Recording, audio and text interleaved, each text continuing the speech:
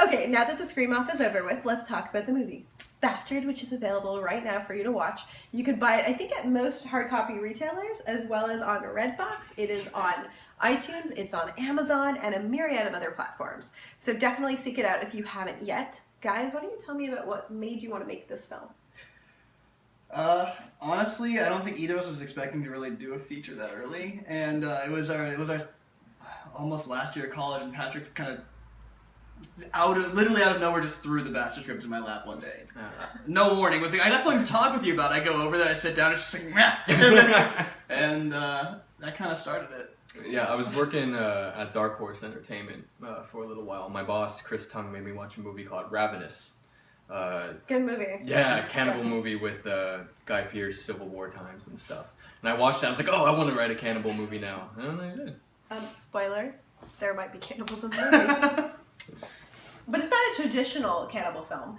So why don't you tell us about what inspired you to tell this kind of original story? Because it's very different than every other similar tale. So I guess we'll start where we always have started in some of the other interviews. A while, but never, yeah. So a long time ago in high school, I came up with the idea for this short about hitchhiking serial killers, and there was a hammer involved, and I didn't really know how to write it at the time. So I get to college. Patrick is my dorm mate. He's next door to me. Roommate. And I just told him about it. I was like, I really want you to do this. I think this would fit really well. And I didn't hear about it for like 3 years. And it's kind of like we just let it disappear. And then that was what happened. Was like I literally opened up the Bastard script after he threw it down on me, and it was the opening scene of the movie with the killers on the highway is the actual short film, pretty much. And how that came together into one film is we really wanted to make a... You see the typical group of 5 people, but we wanted to make sure each of those 5 people, or the groups they were involved with, could each support their own movie, theoretically. Yeah. And so we basically developed all these different people's story, and then we're like, horror movie. It was kind of, I think the phrase that we were tossing around was, we take all these characters and they accidentally walk into a horror movie midway through. Yeah. And so we have like the youth coming of age teenage drama with some sketchy stuff going on, the more natural born killers thing going on, and then like the straight gay suicidal drama, and then they all sort of walk into the typical bed and breakfast, going on a hike in the woods, scary shack kind of thing. Now, which character did you associate most with? I hate... Are we doing spoilers or are we not doing spoilers? I feel like if it's readily available after X number of months, because it's been available since it came out with one mid-October. Mid-October, yeah. It was one of the 8 After Dark films. 8 films to die for. 8 films to die for. That's what I was trying to say. So I feel like we could do spoilers now, and if you don't want spoilers, just go watch the movie, pause this interview, and then come back. Yeah, well, then it feels bad associating with any of them because they're all awful. Feels awesome. Two of them are incestual, 2 of them are serial killers, 1 suicidal. And a lot of them are just assholes, but... Yeah. I'd say, at least on a dialogue train of thought, the incestuous brother, Jake, he makes a lot of the same kinds of jokes I make, which is awful watching on screen because I have 3 younger sisters. And I'm like, no, that's not me. But that was kind of funny. I think West, probably, for me. Just by nature, I guess it makes sense. Jake was one of your characters, and West was kind of the one from my story, and so I guess it kind of makes sense that we would both put ourselves a little bit into those guys. I really like the female serial killer. Hannah? Yeah, I thought she was great. She's a really strong actress, and she's really good in the role, and the film itself is really strong, and it gives her a lot of things to do, but I also just really liked her. I thought her attitude was very realistic to the situation she was put in. Yeah, her and Ellis Greer and Rebecca Kennedy worked really well together. Rebecca's great in this. Yeah. If you've been a fan of independent horror, then you know who Rebecca is. She's done a lot of independent films. She's fantastic. Yeah, both of them before every scene were jacking each other up and bad choice of words. But let's slice it there and go into pumping each other up and bringing a lot of intensity into each of their scenes. I mean, I think. I always use jack in the wrong. Yeah, I know you do. I just gotta jack out of here. I think that one of the most... Where do we... One of the most fun things, I don't know, Rebecca surprised us, I think, Good one transition. day. Yeah. Carry on. So Rebecca. She, we hadn't done anything that intense in a while. Like, let's talk about the actors jacking themselves off first. The camera's shaking. Sorry, this is after Rebecca jacks off. Ellis on screen. Okay. Keep it together, Dorff. Dorff! Man up, Dorff! It's y'all, Cameraman down! Alright, cameraman down. Alright. Pull it together. And scene. Come on, Dorff. And scene. Go. Where was I? Rebecca. Rebecca. We hadn't done anything. Yeah, we hadn't done anything really intense yet, and then we hit the woods day right before they run into the shack the first time, and we kind of couldn't find Rebecca. And we're like, what's going on? And then we look out in the woods, and she's just standing alone in the woods, and just like standing dead face, just alone in the middle of the woods, and we walk over like, Rebecca, are you all right? Did something happen? She's like, not. I'm just getting into it. I'll be there in like a couple minutes. And we walk off. Like, all right, I guess that's how we're going. And she would just go off, and we wouldn't see what's happening, and she would just isolate herself, and then come back and just be this complete other person, which is really fun. Right before the take, Alice would come in and scream in her face. Yeah. But I think that's so great on an independent film where you don't really have trailers. Like, I know when I speak to A-listers or people who are more successful than myself, they're like, I have a trailer. And I'm like, what? You have a trailer? Like, you have a quiet place to go? So I think it's great when an actor can be like, I'm just going to make my own quiet space because I don't have an overpriced trailer to, like, linger in. Well, that works because we were either shooting in the woods or in the very cabin we were staying in. So she always either had like 50 yards that way or her bedroom. Yeah. Which she was sharing with our costume designer. So what were some of the difficulties with filming? It's considered low budget. I mean, it's the lowest budget, I think. We thought we were going to have not a lot more, but a fair amount more, and then through financial things happening, we ended up with about 75 to go into shooting with, and Isn't the worst. Wasn't the worst, but it was tough because we were expecting about 140, and so we get out there, and we just had to. We actually didn't really, honestly, we didn't really scale anything back. We just went for it. You just made it and do what I do, make everyone work for significantly less. It was. I don't even know. That's a question for a producer how she managed to scale it back without anything being lost. A lot of us working during lunch. Yeah. You're a director. No sleep. You don't get a lunch or sleep. I don't understand this sleep. concept. No sleep. Only Dorff sleeps on my sets. She's the only one who's allowed. Well, it was. Talk about no sleep. We had a night shoot, and then our break day, and then a morning shoot, and we thought it'd be good to just not sleep through. Through the break day. Ended up just like editing 2 scenes. And then that was the day that it was the follow-up shoot the next day, and I passed out standing up. They were filming a scene straight ahead. I was at the back watching monitor, and then I just dipped back. And I'm like, where the fuck did he go? And I was on the ground. Oh my goodness, you fell? No, I was straight standing up, and I just blacked out and fell back. We hadn't slept in a lot of days. Were you okay? Yeah, it's fine. We kept going. See, he's tough. Hire directors. This is why he hasn't passed insurance. I mean, we both got concussions the last stage. That was your fault. What happened? We were technically done shooting. We finished the last shot. I love that you get concussions after everything's wrapped. No, it wasn't wrapped. That was the problem. We weren't wrapped. We had taken the last shot. We were cheering, and Patrick thought. Well, we were shooting on my stepfather's construction yard, Okay. so there's lots of rocks and dirt everywhere. And in celebration, I ran and I picked Powell up and started holding him, and then started running, and then stared falling.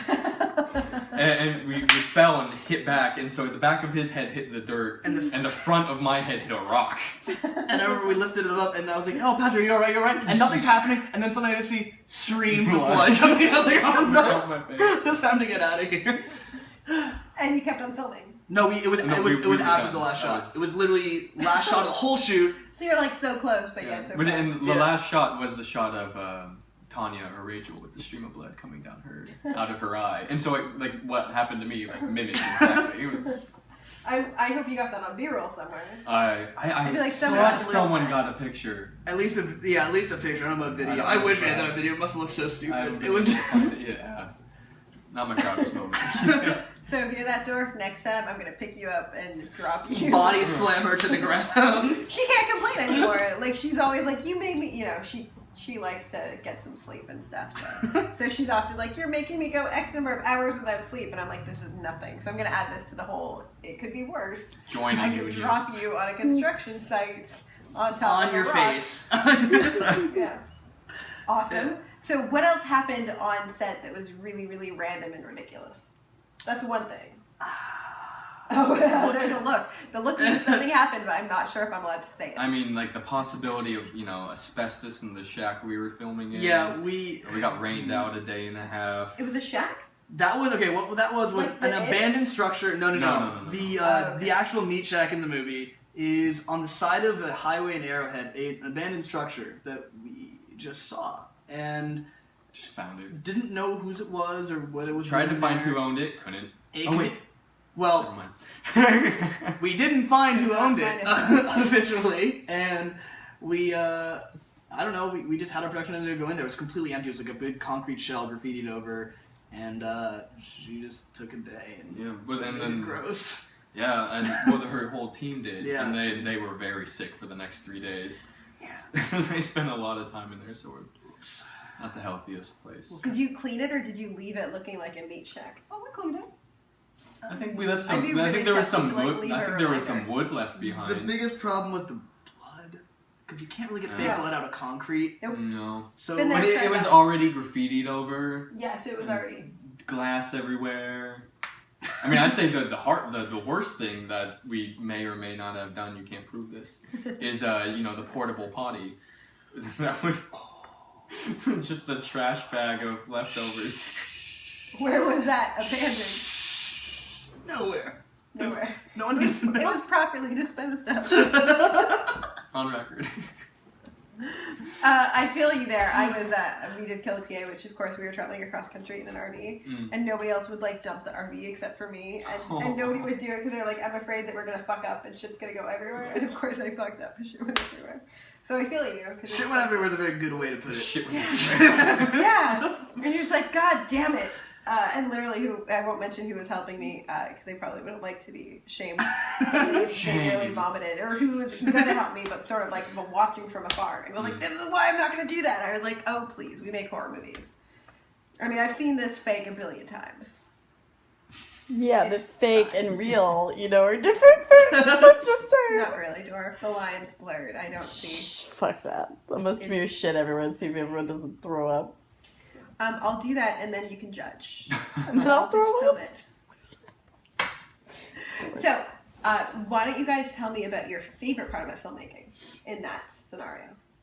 I think how spontaneous we got to be all the time. We kind of didn't know when anything could go wrong, just because we had permits and most of the time, and we were Did you abandon beach shack? I think 90% of the time, but when you're doing things like, we could not have anticipated that the only 2 exterior forest days out of the entire shoot, only 2, and the only 2 days in the Big Bear year were the 2 days it rained the hardest, and we had to just cram all 10 pages of our exteriors into a 3/4 day the next day, and so all the wood stuff, like everything you see from that hike to the shack, right, pretty much? Well, yeah, except for the initial hike, which Okay.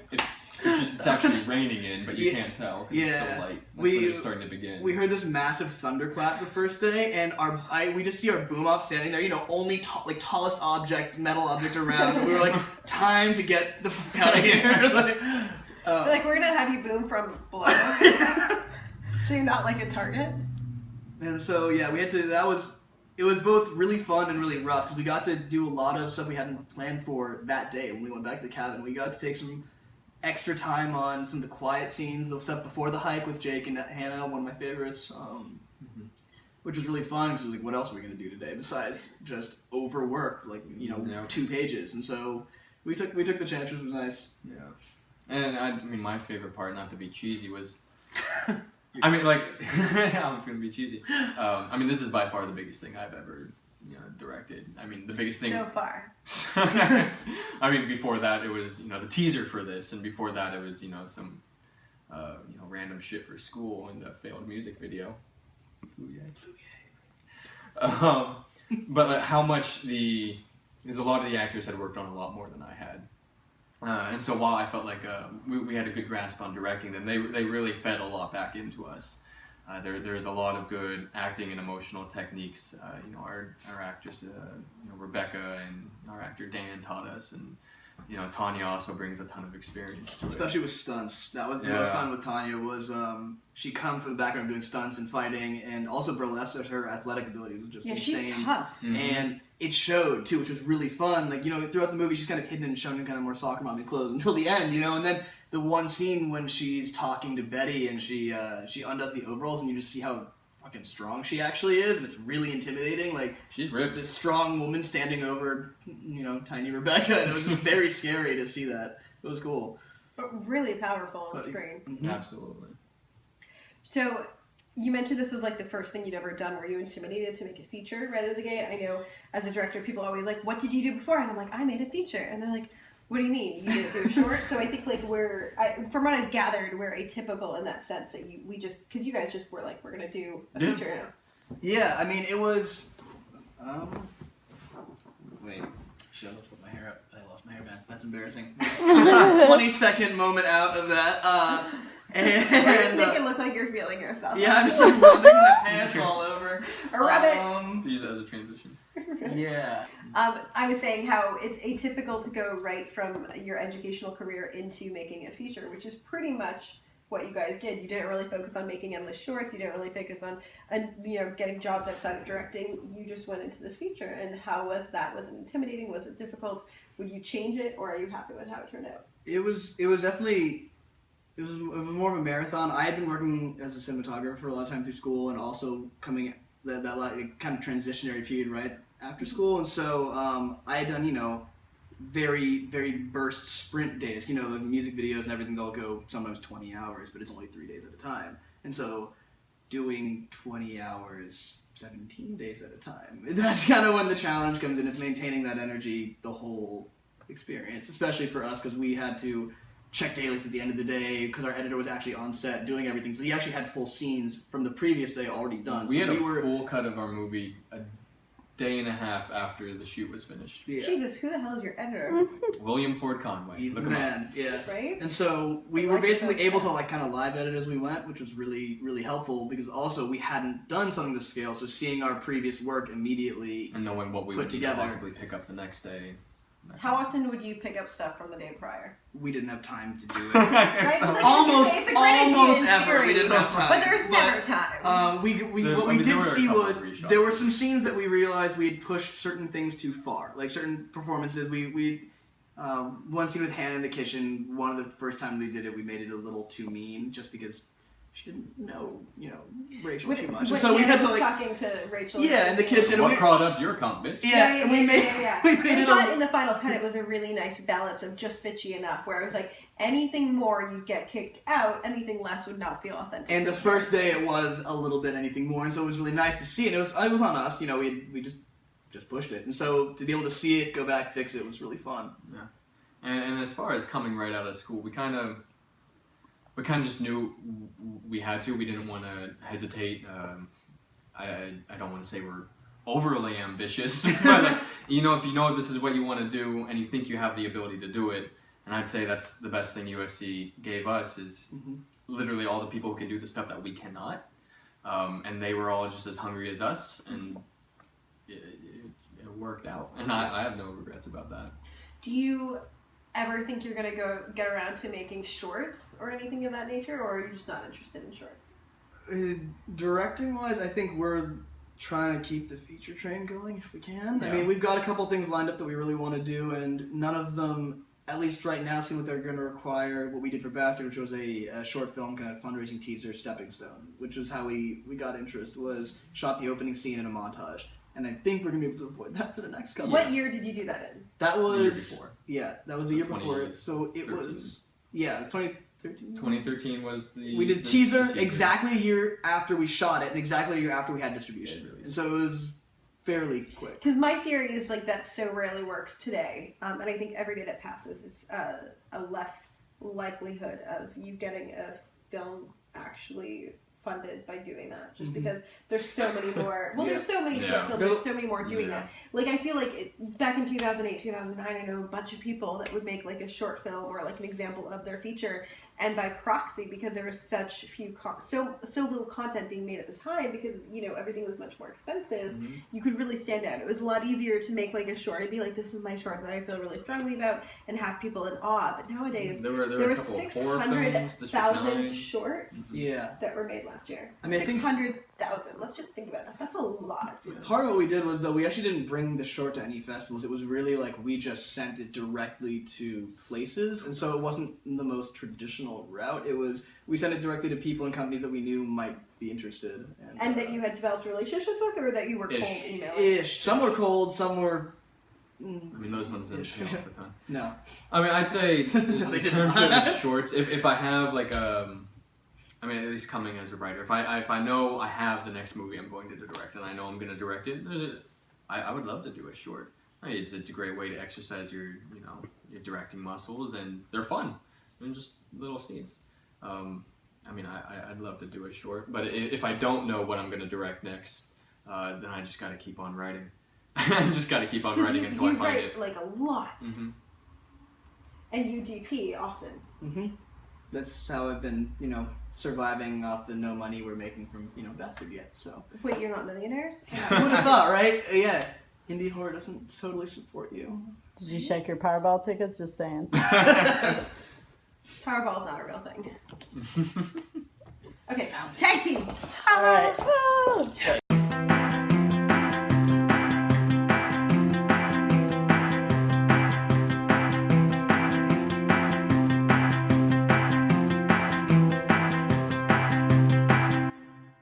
Thank you so much for checking out Scream Queen Stream. We hope you loved it as much as we do. If you want to see more of our videos, check out our YouTube page. And while you're there, how about you subscribe? You want to see more? Just tweet us.